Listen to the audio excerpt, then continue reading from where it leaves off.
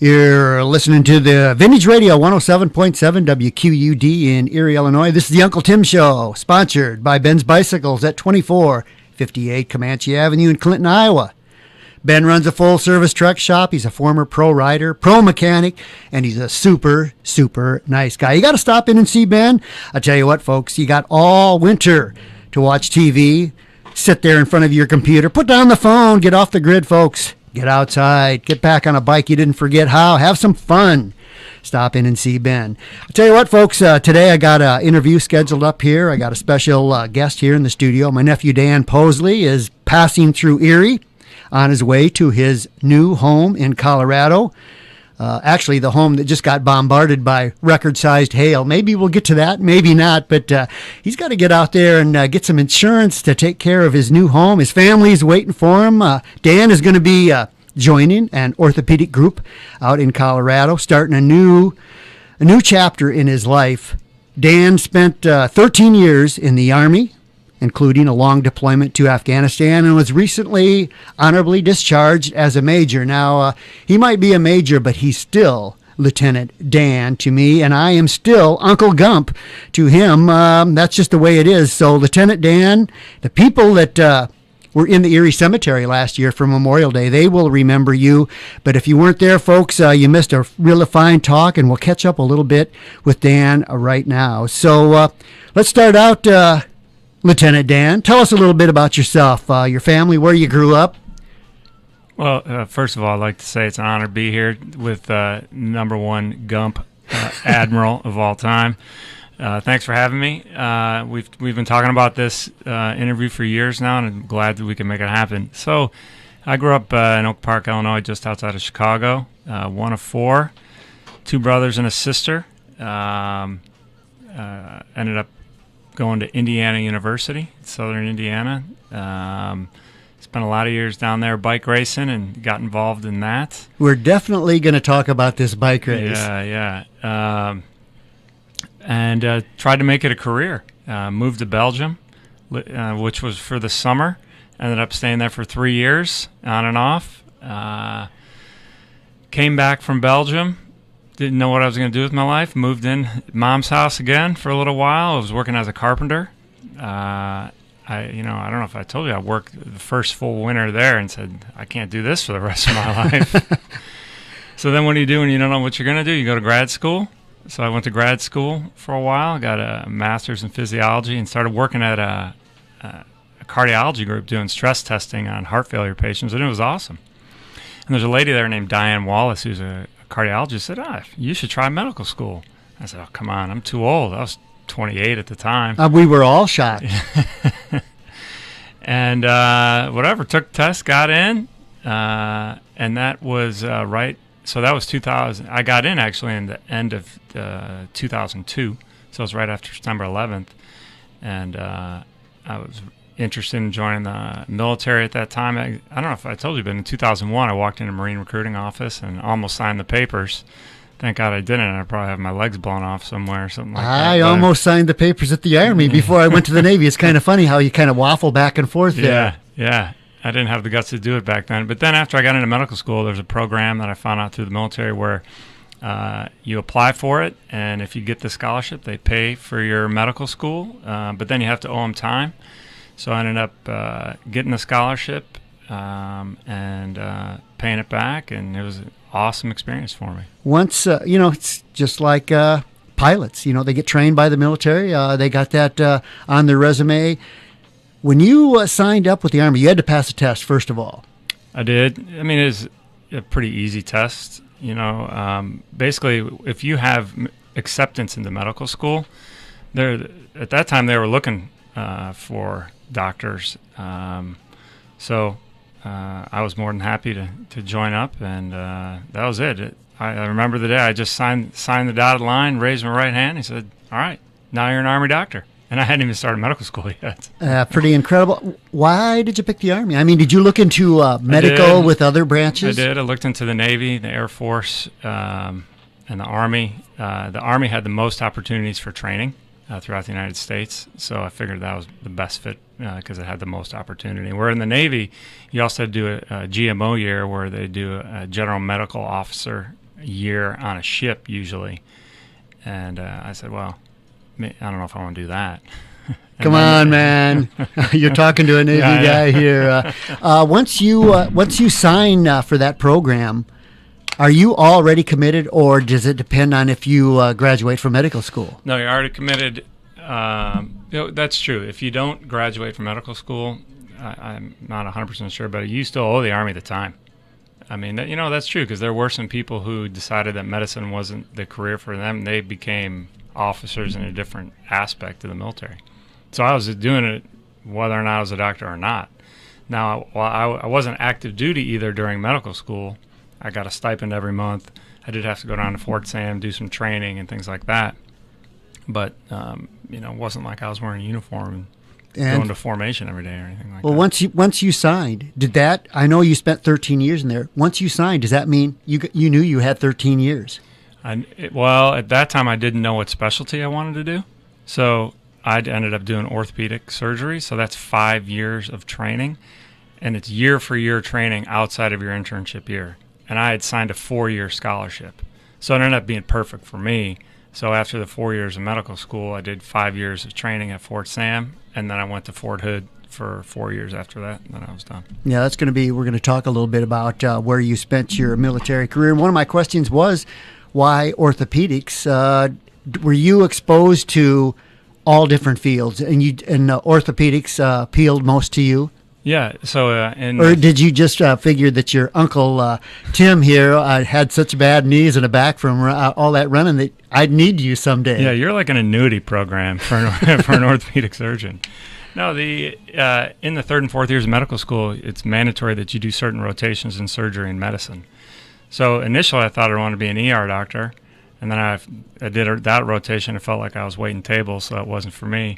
And then I thought I wanted to do cardiology, but then those guys round all day and they were doing more talking about medicine, I felt like, than doing it, even though that they do great care that way. And then I did orthopedic surgery, worked with this guy, and it was really the best fit for me. Very hands-on, very physical. That's one thing where I think a lot of people are athletes get involved in it, because it's a very physical specialty. So it was a natural fit for me. So. Training, where did you do most of your training? Yeah, so I went to Fort Sam Houston in San Antonio, Texas, and there at the time they had Brooke Army Medical Center. It's a level 1 trauma center, the only one in the DOD. Huge hospital, has a big catchment area, including all the southern portion of Texas, down in the valley there. So the unique part about that hospital too is not only we take care of retirees, active duty, we took care of civilians as well. So it was a wide exposure to orthopedics. Sam Houston for how long again? 5 years. 5 years. So I was there 2008 to 2013. And we talked a little bit off the air about this. You did spend some time at Fort Hood. I did. And so then when I left Fort Sam, I told my boss I'll go anywhere but Texas, and he sent me to Fort Hood. But that's the military, right? But no, my family stayed in San Antonio. When I graduated, a couple weeks after I graduated, I deployed to Helmand, Afghanistan, for 8.5 months. We're definitely going to talk about Afghanistan. Yeah, and then I was stationed at Fort Hood then for the next 3.5 years. And I had it in my head that you were there for that mass shooting in 2009, but you were at Fort Sam then? I was at Fort Sam. 2009, yeah. Pretty incredible. I think that's still the deadliest mass shooting on a base, on a military base. Yeah. We were really thinking about you when that was going on. So when did you want to talk about your deployment to Iraq? Well, Afghanistan. Never went to Iraq. I mean Afghanistan. Yeah. No, we can talk about it now. It was a crazy experience. I tell people, personally, it was terrible, but professionally, it was awesome.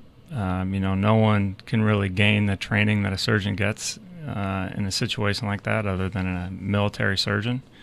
So I deployed at a multinational Role 3 hospital. What I mean by Role 3 is just that it's a higher, had the CT scans, we had multiple different types of operating rooms, we had a trauma bay, we had an ICU, where Role 2 is a kind of tent and a roll 1 is just an aid station. So, and then roll 4 and 5. Roll 4 would be Kabul or Germany, and then roll 5 would be like Walter Reed or Brooke Army Medical Center. So it was an English hospital originally. Bastion and Camp Leatherneck are really right next to each other in southwest Afghanistan in Helmand. So we actually deployed to England for a week for training to get used to being with the English medical unit. And they've actually constructed the exact replica of the hospital in Afghanistan in England. Looks exactly the same. Wow. So we did train and ran through trauma scenarios before we went there. It was all like You knew mock. exactly what it was going to be. Yeah. Other than the wide area. I mean, Camp Bastion is enormous. Yeah, it's huge. It's 20,000 acres of huge airfield there. I mean, basically what they did is they stood this place up in the middle of a desert because, you couldn't sneak up on people in the middle of a desert, essentially. There's a main highway that was nearby. But for me, as a surgeon, I flew in there and I never left. They call it like a fobbit.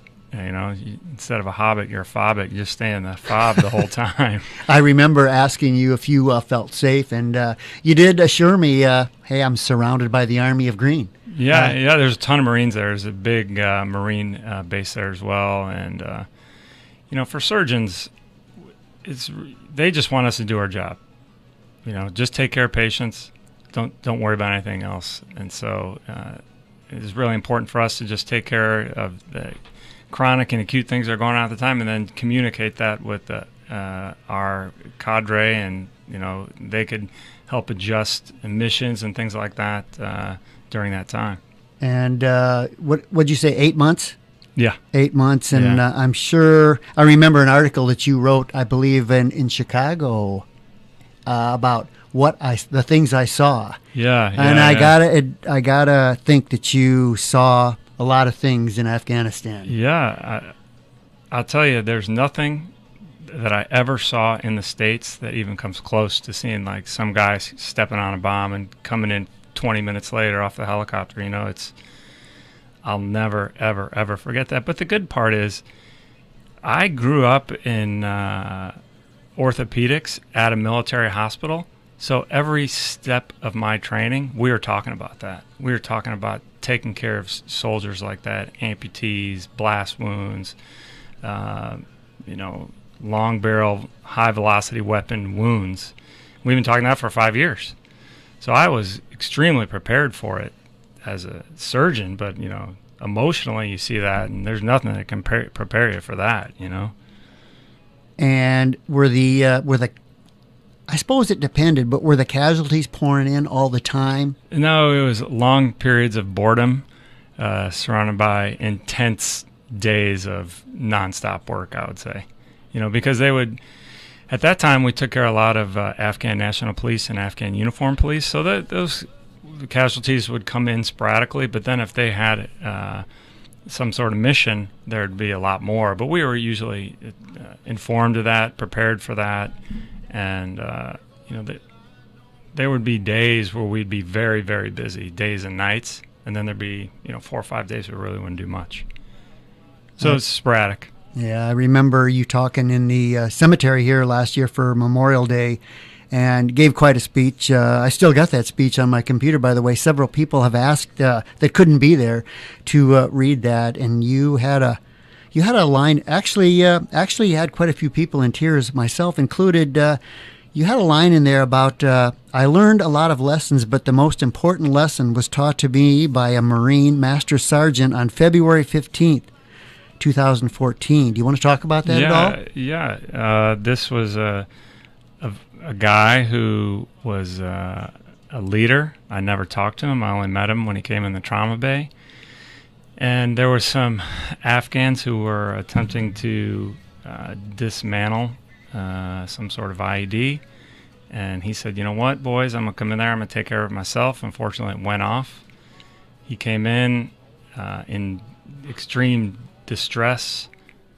And we worked on him for a long time. But unfortunately, he passed away right there in front of us. And It was terrible. You really start to understand the gravity of what war is when things like that happen. And we went out to a room full of very high-ranking Marines and had to tell them about this. And, you just start to see the real fragility of life, and not so much in war, but, you see it here back in the States.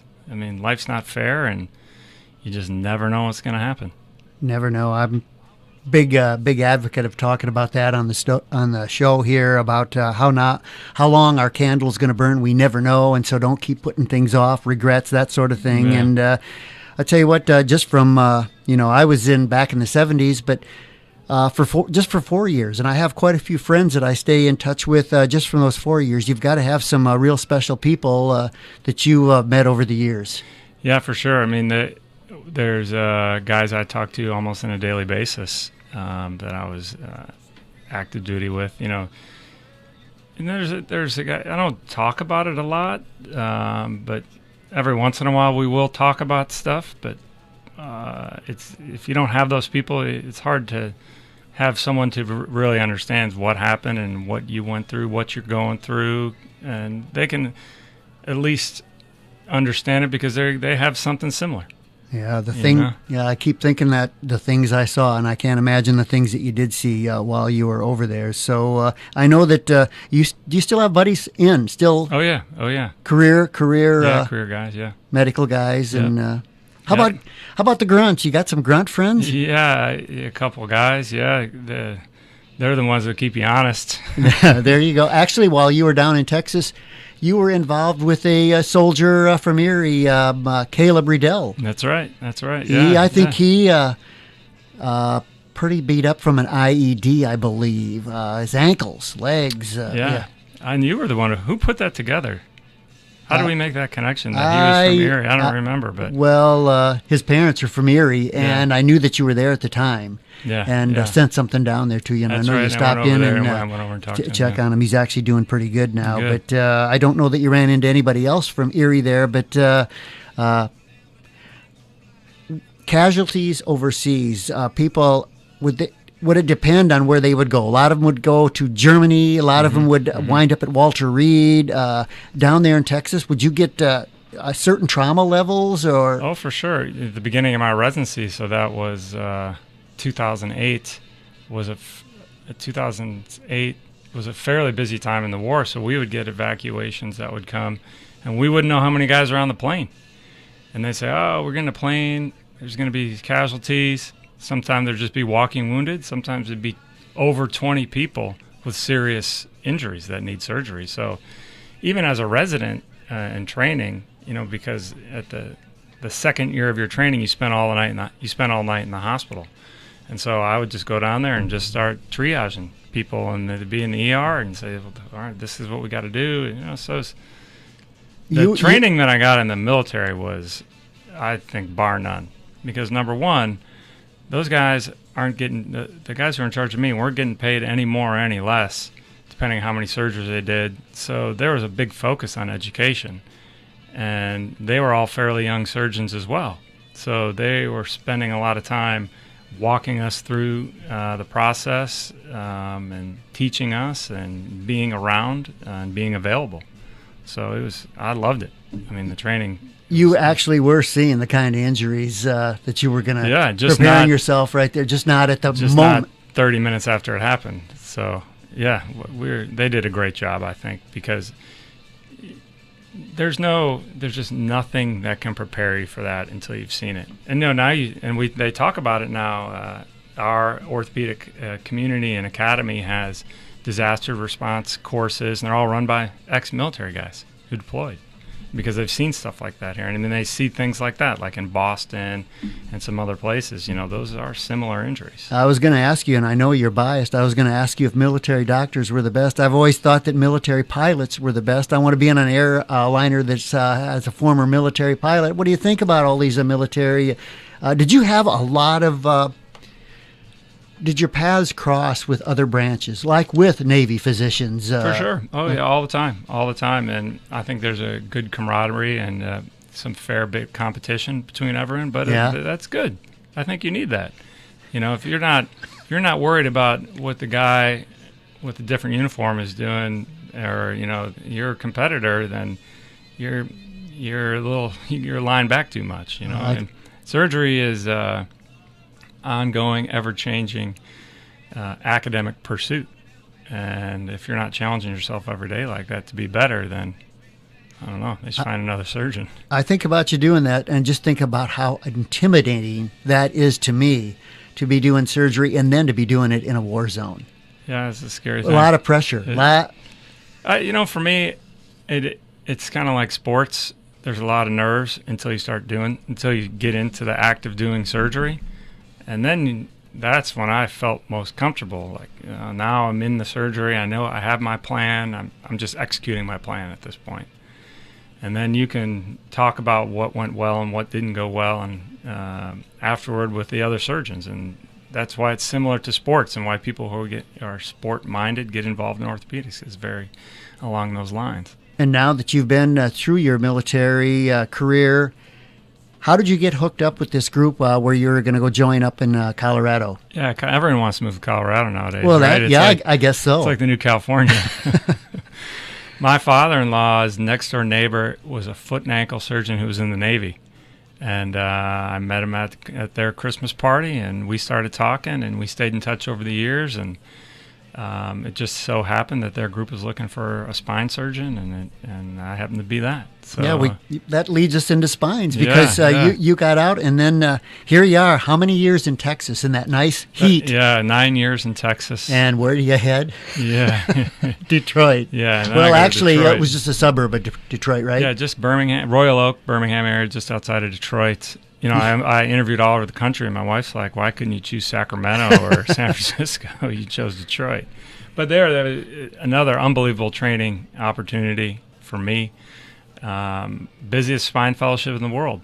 I did tons of cases, and the guys there cared a lot and were around and spending time teaching me. And challenging year for the family and challenging year for me. But what a thing to have on your resume, this spines. Do you have a specialty that you like the best? Would you rather? That's fine. No, I would, if I could do 100% of my work in spine surgery, then that's what I want to do. Well, you better stay up on knees, because I'm going to need that left knee. My garage is ready for you anytime. Year up there in the cold. You were missing winter. Oof, that was a harsh winter too. It was a rough one. But we survived. Kids survived. Yeah, kids survived. Your kids give us your ages on you. So Vivian 6, Teddy 2, and then Margot just 3 months. So then my wife Christine. Without her, then we would have drowned this year. 13 years of no sleep in the military, and now you're continuing the no sleep with a full family and a full slate and a new practice, or a new job starting out here. Now your wife Christine, a physician herself. Yeah, that's right. So and she understands what it took to get to this level, and I couldn't have done it without her. And she's working just as hard as I am every day. Harder, according to her. Yeah, she called me and she said, hey, I got these 3 kids too. So we were joking with Dan earlier and saying that once he shows up at Colorado, he's been away from the family here now for 2 weeks. You're going to be met at the door with these 3 kids saying, I need a vacation. Yeah, she does. We all need that vacation. So, but you got some time off now. I got some time off, moving across the country here, getting into the house. When we left the military, we sold our house down there and had a little money from the house and bought a trailer. Drove that trailer across the country like the Griswolds. Oh, it's a beautiful trailer too, parked in Erie right now as we speak. That's right. And so we're just gonna get up in the mountains, make some fires that you can see from space. Yeah. Fish, marshmallows, hiking, do nothing. Yeah, a little bit of time off where you get right back into it. I'm going to back up a little bit back to Camp Bastion. Now it's called Camp Shoreback? Shoreback, yeah. So that was transitioned over to the Afghan government about a year after I left. State of the art, CT scans, ICU, everything. And I think they just went in and took all the copper out and recycled it. You told me that you had reports that it got pretty trashed after we pulled out. Terrible. Terrible. Has it made a comeback? I mean, is it? No, not to my knowledge. I think they use the airfield, but other than that, It's not being used as a medical. No. Oh, okay. Not to my knowledge. What a tragedy! Yep. $1 zillion equipment being stripped for copper. Copper. Yeah. So I'll tell you what. Where are we heading from here? Let's see. Let me see what I got on my list here of things that we need to cover. Well, let's go a little bit deeper on the military. Yeah. I mean, you spent quite a bit, and I know it's totally different from the early 70s. Things have been integrated. What I want your opinion on the current state, in your opinion, of the military. Yeah, I think that as a surgeon, it's different because so much of what we talked about in the military and what I did was surgery and just take care of patients. So a lot of times I felt like it was hard to do that because it's hard enough to be a surgeon, and to try to be a soldier is at times can be challenging as well. There's not always as much help as you'd want, and a lot more responsibility than someone in my level of training would have got as a civilian. You know, there's my buddies now who are chief of department and all that. They're 40 years old.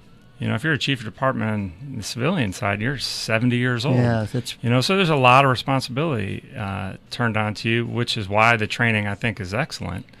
And there's a lot of shared responsibility as a surgeon in running an apartment and trying to take care of people. It's very important. I think, I've only been out now 1 year. I think that what I saw taking care of patients is a lot of guys, especially out of Fort Hood, deploying 4, 5 times, 6 times. These guys with kids, and man, that really wore them down. Yeah, physically wore them down, mentally worn down. But these are real American heroes who really care about their country, and they're asked them to deploy 4th, 5th time, and they're stepping up to the plate. Do you think the morale is still good? I think it's good, but I think it's been pushed to the limit. Really been pushed to the limit. And what I saw a lot too is the families. It's easier, I think, to just deploy again. But your family's the one who suffers a ton at home again. Dad or mom's gone again. Here we are again, just single parent family trying to make it all work. Those are the things that I don't think we talk about enough. And that is a very, very real thing. And, like when I deployed, my daughter was 18 months. It was just her and my wife, and we only had 1 kid. There's families that have 4 or 5 kids, and they're trying to figure it out, and that is an extreme challenge. I think for the guys that are deployed over there, I think there's always going to be, I'm there for my buddies. It doesn't matter what we're fighting or why we're here. But that's got to weigh heavy on their minds is, hey, I bailed on my family again. I'm going to be gone for a long, long time. And I know there's support groups just for that very thing. It's not the same thing, but that's what I was kind of wondering about troop morale. I mean, they're going to do it, and they're going to do it for their buddy. Yeah, I agree with you 100%. There's guys I was just talking to last week about that very same thing. They don't really want to do it, but they will do it. And they're not going to complain about it, but it just starts to wear on them. So I think, in my opinion, people just are tired.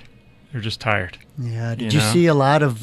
Were you exposed a lot to PTSD? Oh yeah, all the time. Yeah. All the time. Yeah, it's a very real thing. Yeah. I was just talking to one of my buddies about that. He asked me, "Did you have any problems or anything like that?" I said, "No, when I was there, I felt fine." Yeah, I was nervous sometimes if we got rocketed or something like that. But it's not until I came home that I felt like you feel the gravity of the situation. You just come home, get off an airplane, and see your family. And just the weight of that is tremendous.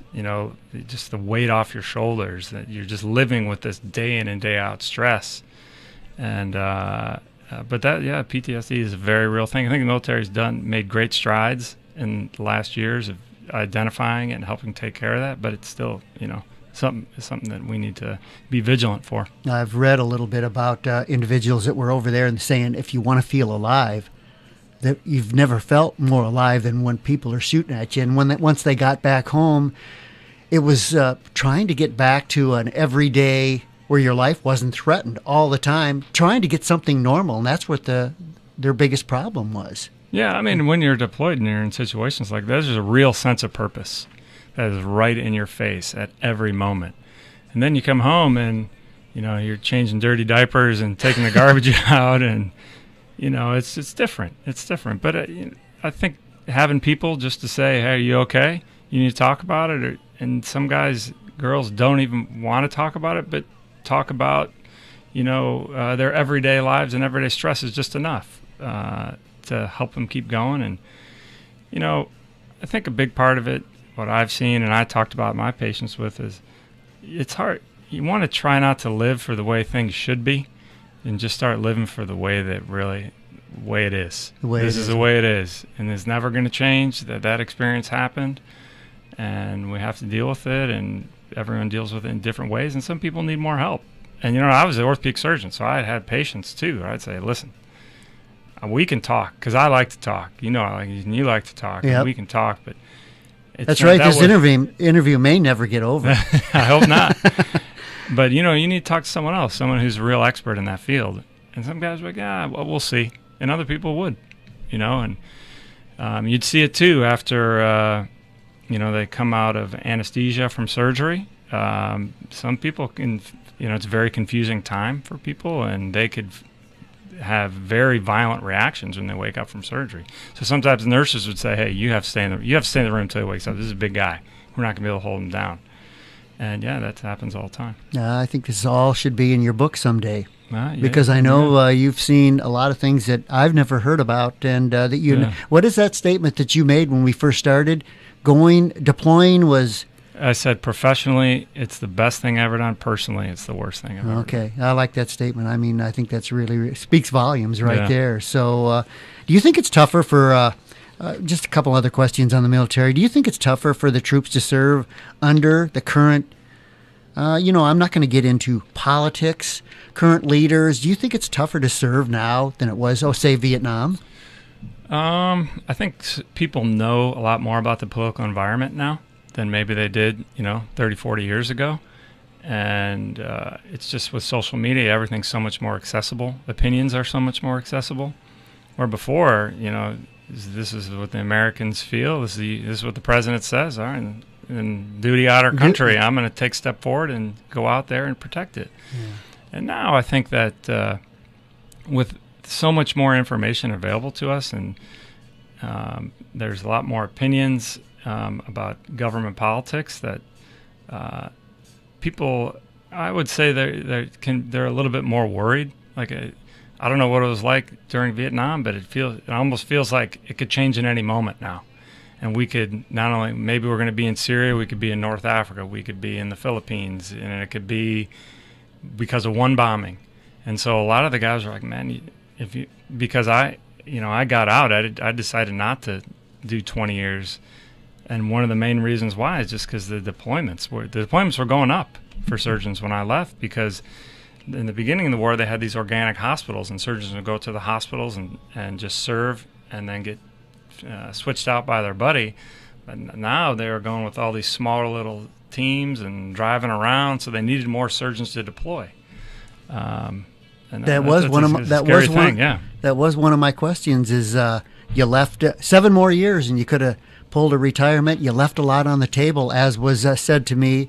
But I can understand. Your deployments are going up, and you can get on with your life I would say the main reason, though, why we ended up not extending the time in the military is we had kids, having a bunch of kids and trying to raise it without family around. That's hard. And people in the military do that. What was it, 13 kids you got now? Yeah, three. Okay. But they're raising their kids with just their friends and the help from people in their unit and things like that without their direct immediate family around. That's a very, very challenging thing to do.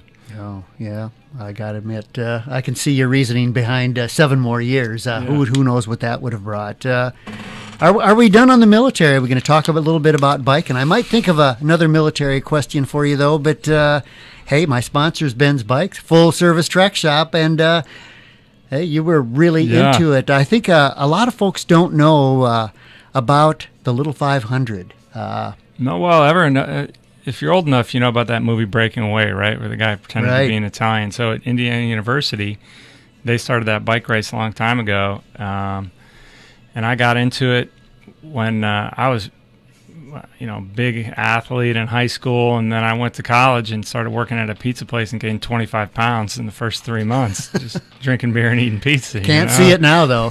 Yeah. And I ended up watching this bike race, and one of my really good friends was into biking, and so we just started riding around the hills of Bloomington there, and got way into it, and ended up getting lucky enough to have a couple other good guys to ride with, and we won the race my last year. It's a huge deal. It's a very big deal. There's 30,000 fans there, and very, very competitive. They call it the Little 500, but tell us, what are the specs on it? What are the... So they call it the Little 500 because it's based off the Indy 500. It's a track race on a cinder quarter-mile track. Everyone has the same... And then it's kind of like NASCAR, where everyone has the same bike and the same gearing. So I was going to say, is it a single gear It's a bike? single speed with foot brakes. You know what I mean? So it's not the bike that helps you win. It's just whoever, is doing those 50 miles the fastest, 200 laps. It's 50 miles, and how many can be on a team? There's 4 guys on a team. 1 guy rides at a time, and you exchange out during the race. I think you have to exchange maybe 5-10 times. I don't remember, but that you switch off the bike and somebody else, and you probably got just like track. You got a certain zone you have to exactly. It's like a baton handoff. Except you're handing off the bike and the other guy's jumping on it and getting back in the pack. A little bit of insanity. What kind of a track is that? It's cinder. It's a very mild bank cinder track. But the cinders are it's almost like fine sand, packed. So sand. if you bite it, it's not as bad. It's still bad. It's bad, but it's not as bad as it sounds. Yeah. So I'm going to wind up posting that picture of you at the end of that. That's a classic. Let's see, what year would that have been? That was 96. And how long has this race been going on? Oh man, 60 years maybe. 60 years, something like that. Could you go back and take the winners? No, not anymore. Anymore. You still biking. You still got some nice equipment there, but yeah. So then I thought I wanted to be the next Lance Armstrong. So that was right when the internet was coming out. And I went online and found a guy who had this thing called the Belgian Sportsman's House. I wrote him a letter, actually, and told him that I wanted to move to Europe and race bikes. And he knew a guy who knew a guy, and this, it was one of these things. And I found a guy, and Duchessois and Bernard Moorman, a couple. He was an ex-pro soccer player in Belgium, and they had housed people like foreign exchange students. And we're thinking about having this hostel with sportsmen, and I got his name. We wrote a couple letters to each other, and then I called him on the phone, and then that was it. And then I went to Belgium. And that, out of nowhere. Did you buy a bike there? Did you take your bike? I brought my bike from here. Yeah. He picked me up from the airport. I go to his house. I don't call my mom, and she sends a telegram in the mail because she had the address, and just says, "Call home immediately. No emergency." So I call home, and she's like, "Hey, you're on the other side of the world. Is everything? You're alive? You never called." But they ended up just being tremendous people. Forged a great relationship with them, lived with them, and raced in West Flanders for 3 years. You talked about some of these races, some of the cobblestones, some of the tough conditions. Yeah. And there's a saying, I used to be able to say it in Flemish, that every Belgian brings a hammer to the race, because if the race isn't hard enough for them, they start hitting themselves in the head with it. And heard that one. That's how those guys race. They have this thing called kermesse, which is Flemish for carnival, because even back from World War I time, in West Flanders they have carnivals, and they'd have a local bike race, and people would gamble on it. It would be an event, and kind of something fun for the local community. But then, as years went by and it became more and more competitive, and Tour de France came out, and people use this as a way to train and gain success, and that's why they say that the real hardcore, the tough guys of cycling race in West Flanders, and I totally believe it. So 3 years. Yeah, you did that. yeah, it wasn't meant to be. You know, I did well. I think I got second place in a couple races. A lot of top threes, top tens. None of this was team effort. This was all individual. There were some team races. Oh, was there? There were some team races that I was part of a team. There's American guys there that we had a team, and then some Belgian guys. And unfortunately, I had a bad accident and had to, cut my arm, cut my ear real bad over there. And in a way, I was kind of burnt out of the whole thing. Came back to the States, and I was an inch away from moving to Colorado at that time with a really good friend of mine who moved out there to fight forest fires. And I'm gonna live 6 blocks from him now, which is kind of ironic. And that's what he's doing. Yeah, he's a firefighter out there, and but I probably would have kept racing bikes. I don't know if I ever would have went to medical school. There's, it's all these things you can't look back on your life and predict all the things that would have happened. Right. A year ago, let alone 5 years ago. You were super on the bike. It's just like all the sports teams. Only certain ones make the Super Bowl. The tour that's going on right now. So I keep. I'm going to set up a race between you and Ben, my sponsor here, and we'll see what kind of shape. A little drag race. Yeah, we'll see what kind of shape you're in. But no, what great experience, and like you say, you can't second guess it. You might never wound up being a doctor, and look at all that's happened to you since. I think the thing you have there's not so many decisions that I can rely on and say that was 100% the right thing to do, but at the time, that was what I wanted to do, and I was always pretty honest with myself and focused on what was right in front of me. And sure, I kind of thought about being a doctor at that time, but no, I'd rather race my bike right now. Yeah. And then I just kept getting to the things that I wanted to get to. Just like I always wanted to be a DJ, and now I finally got to. I get to interview nephew Dan. That's awesome. I do have to throw out there. You just got back from Beirut. I mean, not only are you busy enough trying to get moved, but you get the call for a 3-day trip. Mm-hmm.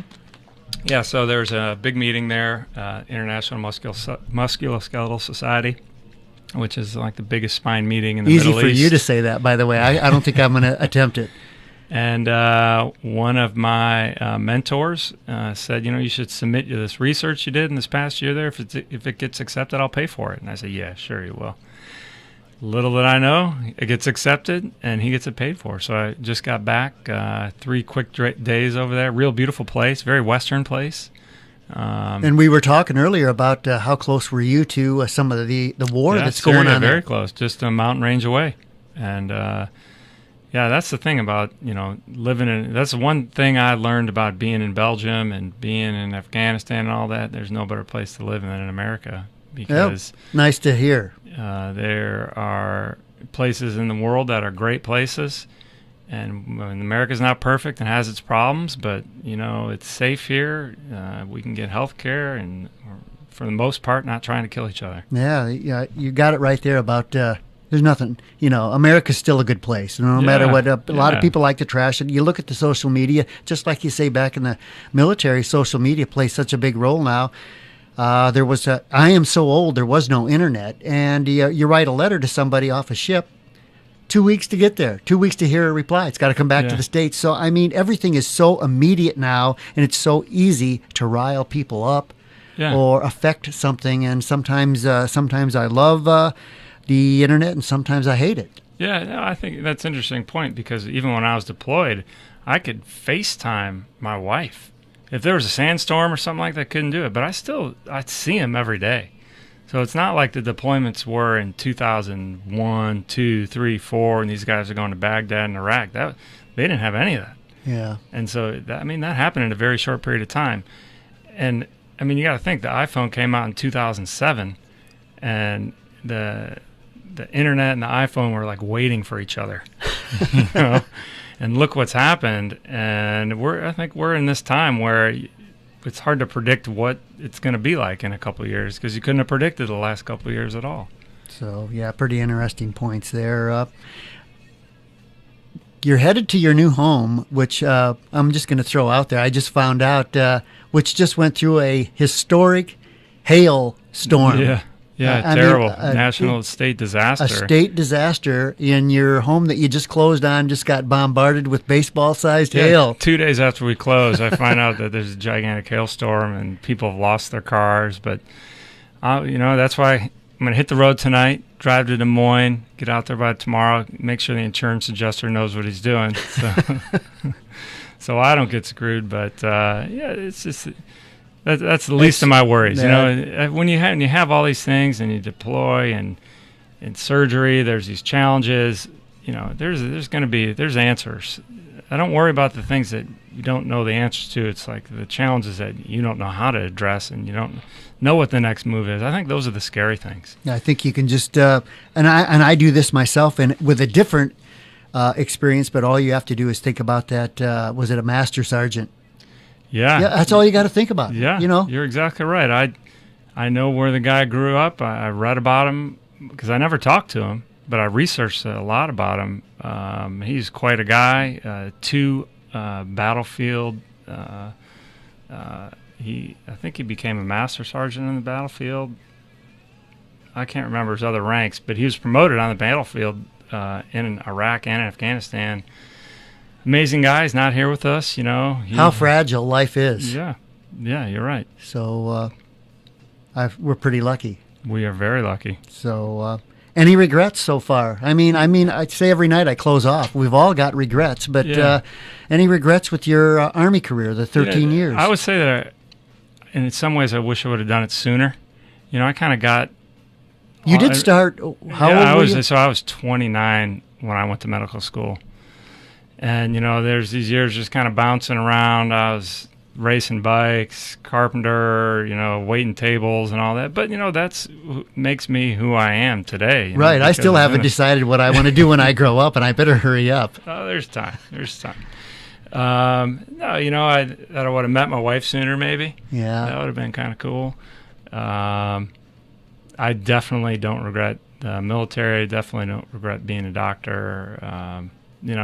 In some ways, we had kids during that time. I feel bad, kind of dragging them through all that deployment, the Army, the moves, all the training, being on call, not coming home for a couple of days because you're working so much.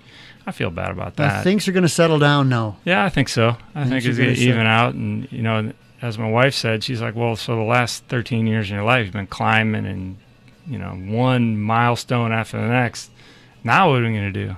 I said, we're going to go out to dinner. I'm going to go fly fishing. We're going to hang out and make fires. And maybe coast for a little bit here. I mean, I know it's going to be tough times with your new job. But, I tell you what, I know one thing that I can say personally is I've got Lieutenant Dan on my side. Always. So always. So I feel pretty lucky about that. Anything else you'd like to talk about? The kids would love being here right now. That would be fun. They would love doing this. Have you ever interviewed a kid on the show, like a young kid? No, but that'd be fun. Uncle Tim's Kid Show. The youngest, I think, is my son Jim. That really? Interview at 31. Well, you got the grandkids now. Well, yeah. You get the you should do like the Christmas grandkids show. There you go. No, it's been great having me. I appreciate it. All right. Well, good luck, and don't look in your trailer until you're halfway there, because Gail and I might just hop in and take a ride to Colorado. Love to have you. You can eat those MREs in the back that I have from Fort Hood. Hey, thanks a lot for coming in, Lieutenant Dan. That was awesome. Appreciate it. Take care. All right. Bye.